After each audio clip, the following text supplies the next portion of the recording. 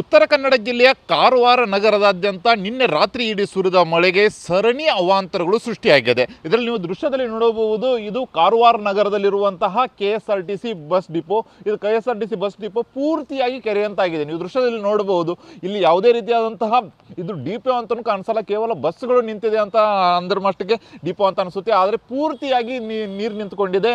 ಅಷ್ಟೇ ಅಲ್ಲದೆ ಕೆಲವು ಬಸ್ಗಳು ಸಹಿತ ಜಲಾವೃತ ಆಗುವಂಥ ಸನ್ನಿವೇಶಕ್ಕೆ ಬಂದು ನಿಂತಿದೆ.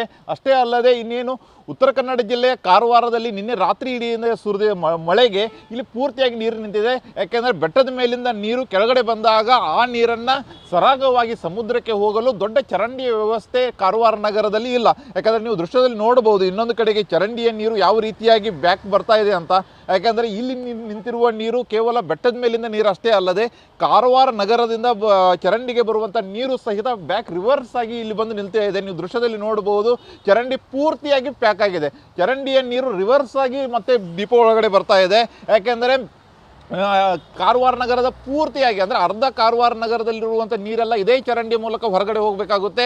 ಆ ಹಿನ್ನೆಲೆಯಲ್ಲಿ ನಿನ್ನೆ ರಾತ್ರಿ ಬಹಳಷ್ಟು ಮಳೆ ಬಿದ್ದಿದೆ. ಮಳೆ ಪೂರ್ತಿಯಾಗಿ ಸುರಿದ ಹಿನ್ನೆಲೆಯಲ್ಲಿ ನೀರು ಎಲ್ಲಿಂದ ಹೋಗಬೇಕು ಅನ್ನೋದು ಸಹಿತ ಗೊತ್ತಾಗದ ಹಿನ್ನೆಲೆಯಲ್ಲಿ ನೀರು ರಿವರ್ಸ್ ಬ್ಯಾಕ್ ಹೊಡಿತಾ ಇದೆ. ಆ ಹಿನ್ನೆಲೆಯಲ್ಲಿ ಈಗ ದೃಶ್ಯದಲ್ಲಿ ನೋಡಬಹುದು ಬಸ್ಗಳ ಪರಿಸ್ಥಿತಿ ಯಾವ ರೀತಿ ಇದೆ.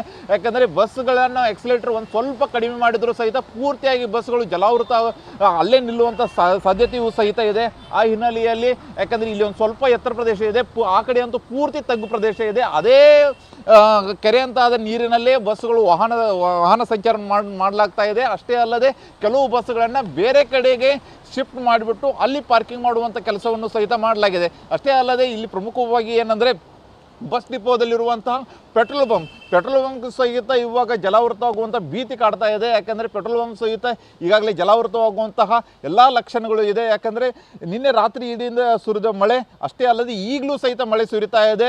ಇನ್ನೂ 2 ದಿನಗಳ ಕಾಲ ಮಳೆಯ ಅಬ್ಬರ ಮುಂದುವರಿಯುವಂಥ ಸಾಧ್ಯತೆ ಇದೆ ಅಂತಲೂ ಸಹಿತ ಹೇಳಲಾಗ್ತಾ ಇದೆ. ಆ ಹಿನ್ನೆಲೆಯಲ್ಲಿ ಈ ಪೆಟ್ರೋಲ್ ಬಂಕ್ ಸೇರಿದಂತೆ ಇನ್ನಿತರ ವಾಹನಗಳನ್ನು ಬೇರೆ ಕಡೆ ಶಿಫ್ಟ್ ಮಾಡಬೇಕಾ ಎಂಬ ಆತಂಕದಲ್ಲಿಯೇ ಇಲ್ಲಿನ ಸಿಬ್ಬಂದಿಗಳು ಇದ್ದಾರೆ.